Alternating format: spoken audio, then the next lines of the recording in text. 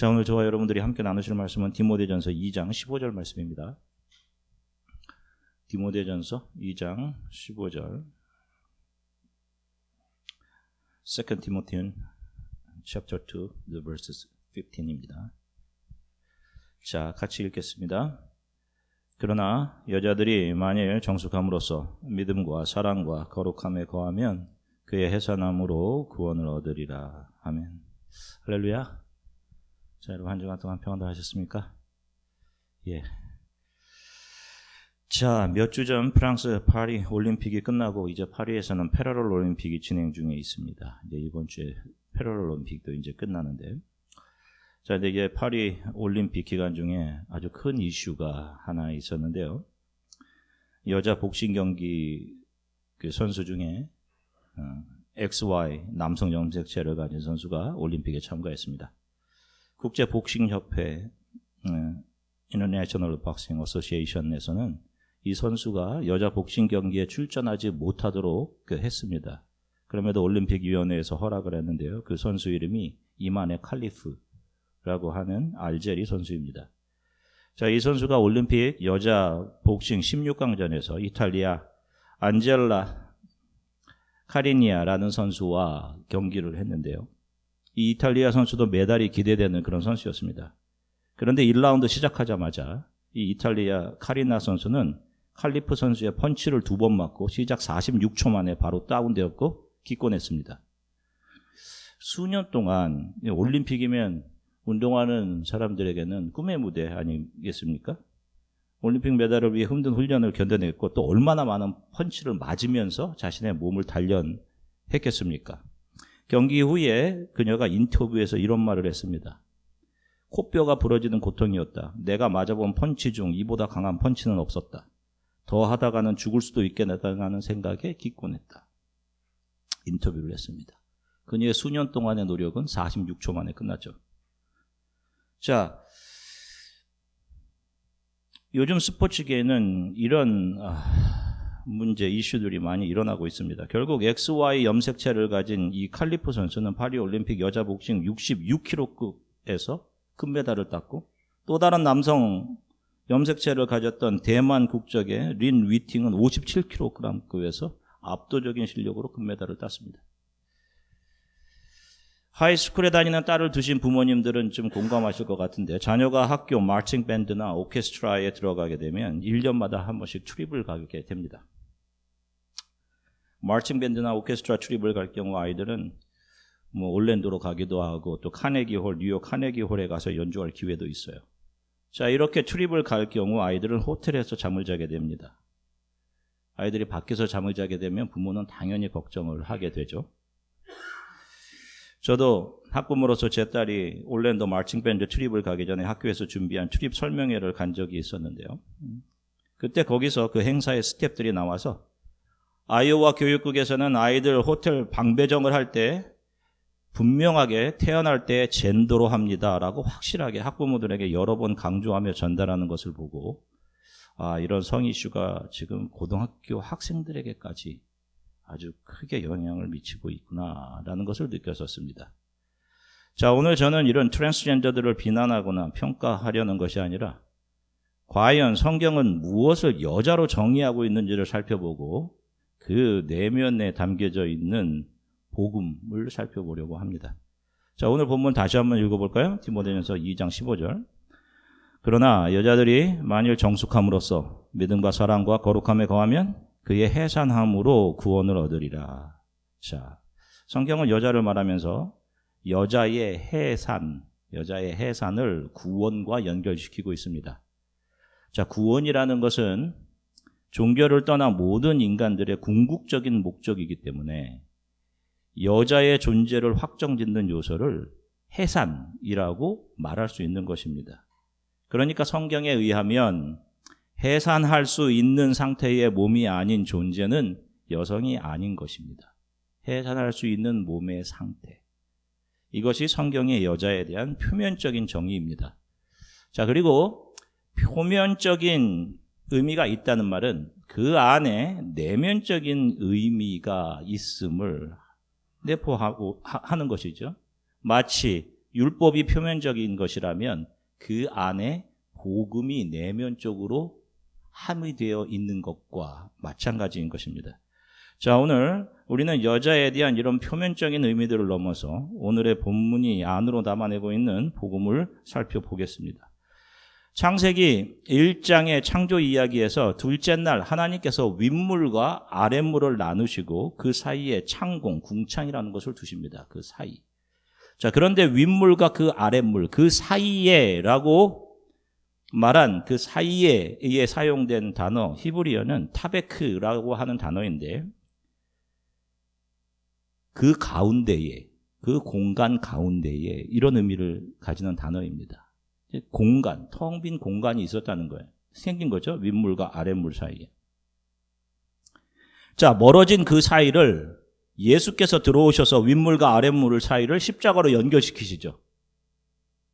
그리고 하나님께서 그 윗물과 아랫물 사이에 놓여진 예수 그리스도와 십자가를 통해서만 본질을 볼 수 있는 것들을 아랫물에 놓으셨습니다. 형태는 아랫물에 속해져 있지만 윗물에서 이미 완성된 것을 상징하고 있는 것들, 우리가 성경을 보면 그런 것들이 있어요. 그 대표적인 것들이 바로 아담으로 대표되는 남자, 그리고 여자, 그리고 성전, 안식일, 11조 이런 것들입니다. 표면적으로는 남자인데 그리스도를 통해 보니 이것은 신랑 되신 예수님, 하나님을 상징하는 것이었고, 역시 그리스도의 신부된 교회, 여자, 역시 그리스도의 신부된 교회, 성도들을 상징하는 것이죠. 성전은 예수 그리스도의 몸과 성도, 안식일은 완성된 하나님의 나라, 11조는 하나로 열을 대신하는 예수 그리스도. 자, 성경에서 여자의 창조에 대한 구체적인 언급이 등장하는 것은 창세기 2장 18절입니다. 자, 창세기 2장 18절 세 번역으로 같이 읽겠습니다. 주 하나님이 말씀하셨다. 남자가 혼자 있는 것이 좋지 않으니 그를 돕는 사람, 곧 그에게 알맞는 짝을 만들어주겠다. 아멘. 자, 보세요. 자, 하나님께서 남자, 아담이 혼자 있는 것을 보시고 어떻다라고 말씀하셔요? 좋지 못하다라고 말씀하십니다. 좋지 못해. 우리도 이게 보면 남자 청년들 중에 늦은 나이까지 혼자로 있는 청년들이 있어요. 집에 가보면 남자 혼자의 생활이 오래되면 집안 정리가 잘 안 됩니다. 잘 안 돼요. 남자가 혼자 있는 것이 좋지 않은 건 어느 정도 사실인 듯 싶어요. 예전에 어느 예능 프로를 보니까 가족들이 나와서 서로 문장 안에 몇 단어를 네모로 가려놓고 그 단어를 맞추는 게임하는 것을 본 적이 있습니다. 엄마가 질문하고 초등학교 3학년 여학생이 답하는 건데 문제가 주어졌어요.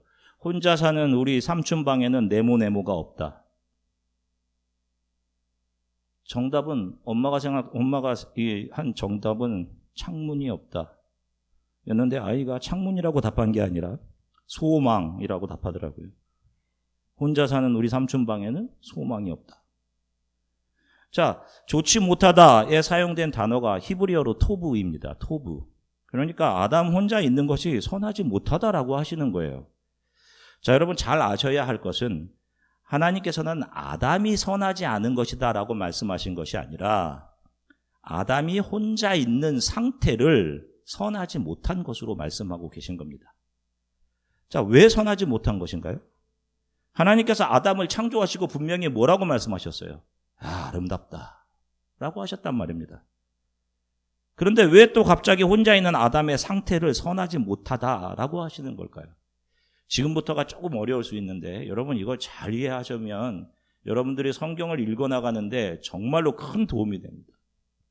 자, 그 힌트가 하나님이 선하지 못하다라고 하시는 그 힌트가 우리가 조금 전에 읽은 하나님께서 아담 혼자 있는 것이 선하지 못하다라고 하신 창세기 2장 18절 바로 전에 주어져 있습니다.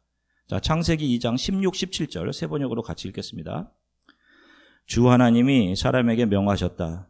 동산에 있는 모든 나무의 열매는 내가 먹고 싶은 대로 먹어라. 그러나 선악을 알게 하는 나무의 열매만은 먹어서는 안 된다. 그것을 먹는 날에는 너는 반드시 죽는다. 자, 너는 반드시 죽는다라고 하십니다. 자, 왜 반드시 죽을 것이다 이런 말씀을 하시는 걸까요? 자, 여기서 창세기는 처음부터 인간의 구원, 하나님의 자녀들의 구원에 대한 이야기를 하고 있습니다. 자, 첫째 날 혼돈과 공허, 흑암, 그리고 그 물의 상태, 그 물의 상태잖아요. 바로 악을 상징하는 그 상태를 첫째 날 무엇이 뚫고 들어오면서 시작하죠? 빛이 들어오죠. 빛이. 그 빛은 태양이 내는 그런 빛이 아닙니다. 그거는 넷째 날 이렇게 창조되는 거잖아. 빛이 들어온단 말이야. 그리고 성경은 요한복음을 통해서 그 빛이 누구다라고 분명하게 이야기를 합니다. 그 빛이 누구라고 얘기해요? 그리스도라고 이야기를 하죠. 에베소서 1장 4절 말씀, 곧 창세전에 그리스도 안에서 우리를 택하사 우리로 사랑 안에서 그 앞에 거룩하고 흠이 없게 하시려고. 자, 보세요. 창세 전에라고 하시죠. 그리스도 안에서 저와 여러분들을 택했다고 합니다. 창세 전에. 여러분은 하나님의 생명책에 있는 사람들은 창세 전부터 존재하고 있는 거예요, 여러분. 그래서 이 역사는요, 종말이 끝이 아니라 창조가 종말 이전에 이미 존재하고 있는 겁니다. 묵시가 이미 완성되어 있는 거예요, 여러분. 자, 구원의 창조 계획은 이미 창조 전에 영혼의 영역, 묵시의 영역에서 이루어져 있는 겁니다. 그 구원의 구체적인 계획들이 창조와 더불어 이 역사 안에서 지금 실현되고 있는 거예요. 이렇게 조금씩 저와 여러분들을 가르쳐주면서. 그런데 하나님께서 인간 아담에게 선악을 알게 하는 나무의 열매를 먹으면 안 된다, 그것을 먹으면 너 반드시 죽는다라고 경고하시죠. 자, 왜 이렇게 기록하고 있습니까? 왜 이렇게 경고를 주시냐 하면 구원을 위해서 하나님의 은혜가 여기에 개입될 거야 라는 것을 알려주시기 위한 겁니다. 인간이 선악을 알게 하는 나무를 따먹고 선이 깨지게 될 것이야, 이거 미리 얘기하고 계신 겁니다. 그래서 아담과 하나님의 분리가 일어나게 될 거야, 이것을 미리 처음에 얘기하고 계신 거예요. 그리고 그 상태를 선하지 못한 상태라고 하시는 겁니다. 그래서 그 좋지 못한 상태를 누구와 한 몸 되게 하시는 거예요? 누구와? 여자와. 여자를 만들어내시죠? 그 여자와 한 몸 되게 하시는 겁니다. 앞에 보시면, 자, 인간이 사탄의 유혹으로 선악을 알게 하는 나무를 따먹고 선이 깨진 상태, 선하지 못한 상태를 선한 상태로 만들어내시는 것이 하나님께서 여자를 창조하는 이유라고 하십니다. 이게 여자를 창조하시는 이유야. 자, 이렇듯 여자의 창조는 하나님의 구원과 아주 밀접한 관계를 가집니다. 예를 들어서, 자, 여자를 만들어내시고 뭐라고 하셔요? 그 여자에게 돕는 배필이라고 하시죠. 돕는 배필이라는 말 안에서 우리는 하나님께서는 처음부터 인간과 함께, 하나님의 자녀들과 함께 일하기를 원하셨음을 알 수 있는 거예요. 하나님의 구원을 돕는 배필로 하나님은 여자, 바로 교회를 만들어내시는 겁니다. 그리고 그 교회와 예수가 한 몸이 되는 상태를 구원이라고 하는 거예요. 이 그림을 창세기 1장부터 보여주고 계신 겁니다. 창세기 2장 21절부터 23절 말씀 같이 읽겠습니다. 여호와 하나님이 아담을 깊이 잠들게 하시니 잠들매 그가 그 갈빗대 하나를 취하고 살로 대신 채우시고 여호와 하나님이 아담에게서 취하신 그 갈빗대로 여자를 만드시고 그를 아담에게로 이끌어 오시니 아담이 이르되 이는 내 뼈 중에 뼈요 살 중에 살이라.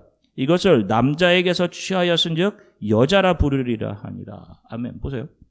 여자가 어떻게 창조됩니까? 먼저 아담을 깊게 잠들게 하시죠. 깊이 잠들다라는 말은 히브리 문화로 죽음을 묘사하는 그런 표현 방법입니다. 자, 남자의 죽음 상태에서 그의 옆구리가 찔리면서 여자가 창조되죠. 하나님께서는 다른 재료로도 여자를 충분히 만들어내실 수 있었을 것입니다. 그런데 왜 굳이 아담을 잠들게 하시고 그 옆구리를 찔러 갈비뼈로 그걸 재료로 삼아서 여자를 만들어내시는 걸까요? 그것은 여자는 남자의 죽음에서 나온 것이야. 이걸 보여주는 거예요. 이게 무슨 특정 성의 우월성이나 헤게모니에 관한 그런 이야기를 하는 게 아닙니다. 이 모습은 장차 하늘 아버지의 품을 떠나서 이 땅에 신랑의 모습으로 오셔서 자신의 모든 것을 내어주고 자신의 몸을 찢기셔서 십자가에서 신부인 교회와 성도들에게 내어주고 그들을 살려내시는 것을 미리 암시해서 창세기서부터 보여주고 있는 것입니다. 이 모든 것이 분명하게 드러난 장소가 어디예요? 역사상에서. 갈보리 언덕이죠. 예수 그리스도의 죽음과 그분이 십자가에다 참으로 옆구리를 찔리시며 죄인들인 저와 여러분들을 향해 흘려주신 보혈을 통해 이 땅의 교회 성도들이 새롭게 살아나게 된 거죠. 창세기 2장 24절 말씀입니다. 같이 읽겠습니다. 이러므로 남자가 부모를 떠나 그의 아내와 합하여 둘이 한 몸을 이룰지로다. 아멘. 자, 그러면 이제 여기 교회 안에서 결혼하신 분들은 이게 결혼하실 때 아마 이 구절로 주례 삼아서 들으신 분들도 많이 계실 거예요. 결혼식장에 가면 늘 본문으로 삼는 구절이죠. 근데 실은 이 말씀이 단순히 남녀의 결혼에 관한 이야기가 아닙니다. 그게 에베소서 5장에 분명하게 나타나요. 에베소서 5장 31절 32절 같이 읽겠습니다. 그러므로 사람이 부모를 떠나 그의 아내와 합하여 그 둘이 한 육체가 될지니 이 비밀이 크도다. 나는 그리스도와 교회에 대하여 말하노라. 아멘. 보세요. 이 비밀이 크다라고 말하면서 이게 누구와 누구에 대한 이야기다라고 합니까? 그리스도와 교회에 대한 이야기다라고 하셔요. 여자인 교회와 예수님께서 하나님 아버지의 품을 떠나서 이 세상으로 대릴 사위로 오십니다. 그분의 일방적인 은혜와 사랑과 헌신으로 교회를 신부 삼아 예수 그리스도와 교회 성도가 하나가 되는 구원의 이야기를 담아내고 있는 것입니다. 그래서 이것이 복음인 것입니다. 이렇듯 성경에서 여자라고 등장하는 것은 한결같이 교회와 성도를 그 안에 내포된 의미 복음으로 담아내고 있는 것입니다. 디모데전서 2장 12절 말씀 같이 읽겠습니다. 여자가 가르치는 것과 남자를 주관하는 것을 허락하지 아니하노니 오직 조용할지니라. 이 몇몇 남성 성도들이 즐겨 좋아하는 구절일 수도 있을 것 같습니다. 남자를 주관하는 것을 허락하지 아니하노니 오직 조용할지니라. 말씀.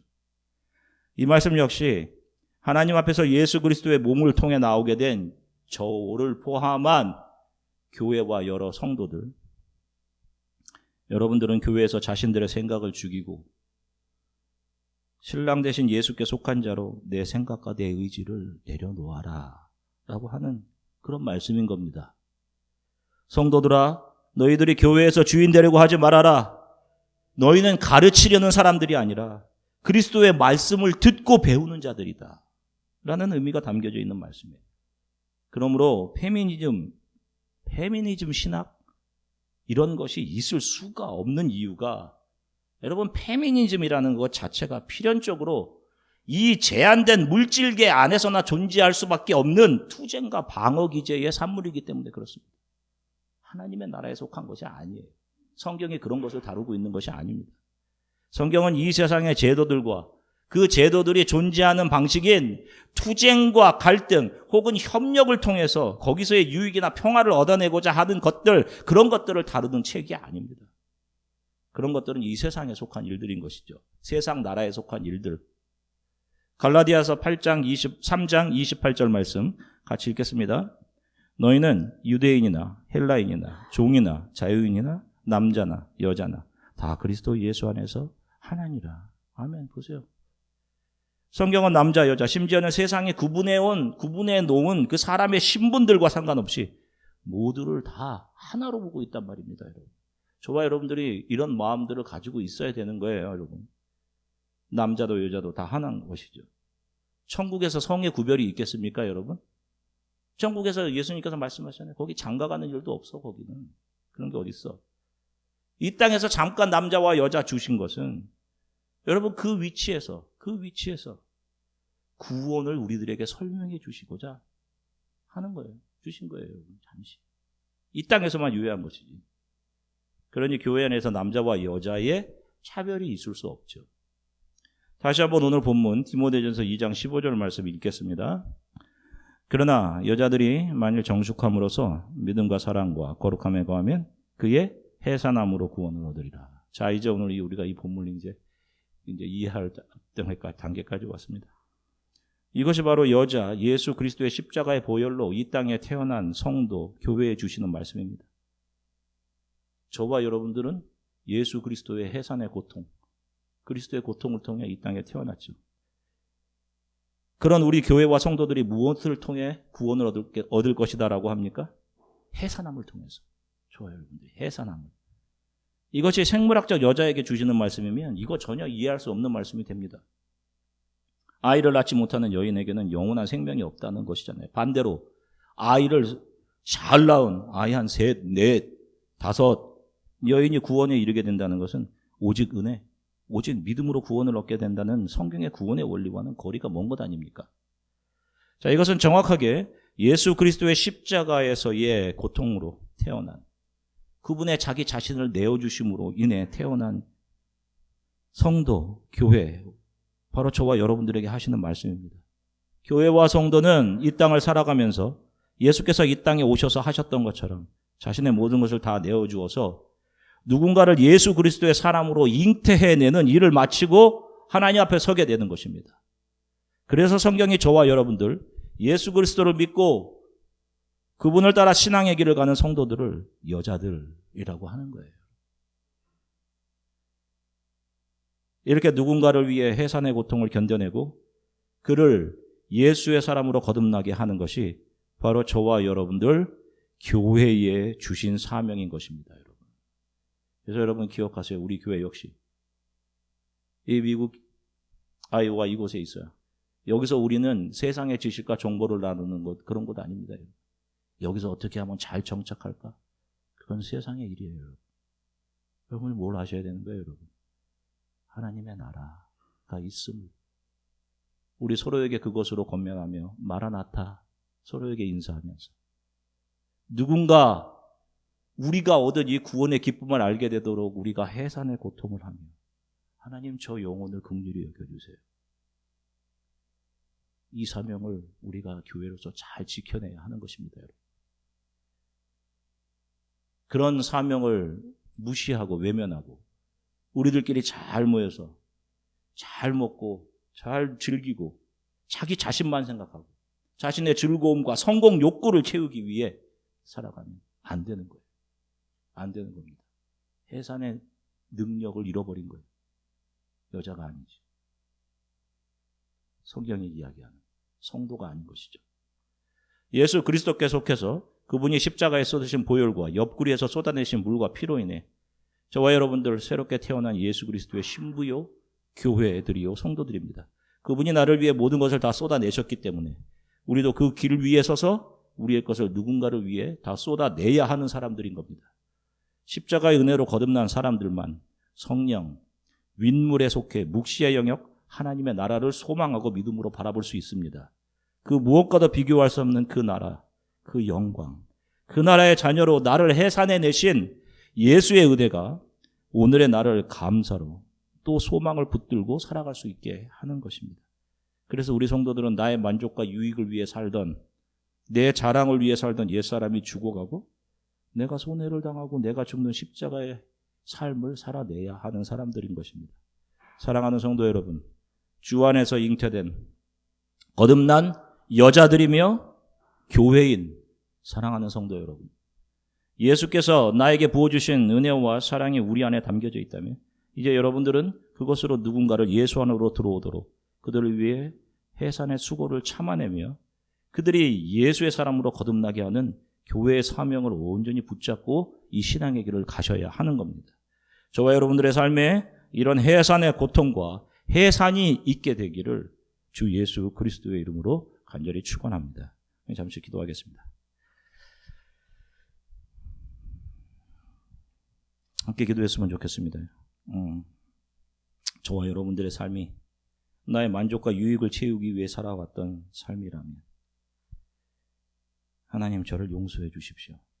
제게 찾아오셔서 영원한 구원과 생명을 주시기 위해 신랑 되신 예수께서 저를 위해 옆구리를 창으로 찔리시며 저를 위해 십자가에서 모든 것을 내어주셨습니다. 그래서 제가 예수와 한 몸이 되어 영원한 생명을 얻을 수 있게 되었습니다. 그 은혜가 말할 수 없이 크고 감사합니다. 저의 삶이 욕망과 즐거움을 채워가는 삶이 아닌 누군가가 예수 그리스도 안에서 다시 태어나도록 해산의 고통을 참아내는 하나님 그 사명을 온전히 감당하고 주님 앞에 설 수 있게 되도록 하나님 도와주십시오. 우리 교회가 그런 일들을 잘 감당하게 하나님 도와주세요. 우리 이렇게 잠시 함께 기도하도록 하겠습니다. 사랑해 주님 감사합니다. 오늘 사랑하는 성도들과 함께 하나님 말씀 나누게 하셔서 감사합니다. 하나님의 말씀이 어렵고 이해되기 힘들었을 수도 있습니다. 성령께서 우리에게 지혜를 주시고 우리들의 인사이트를 보여주셔서 하나님의 말씀을 이해되게 해주십시오. 하나님 우리로 교회의 여정 그리스도의 신분 그 땅에서 거듭나게 하셨습니다.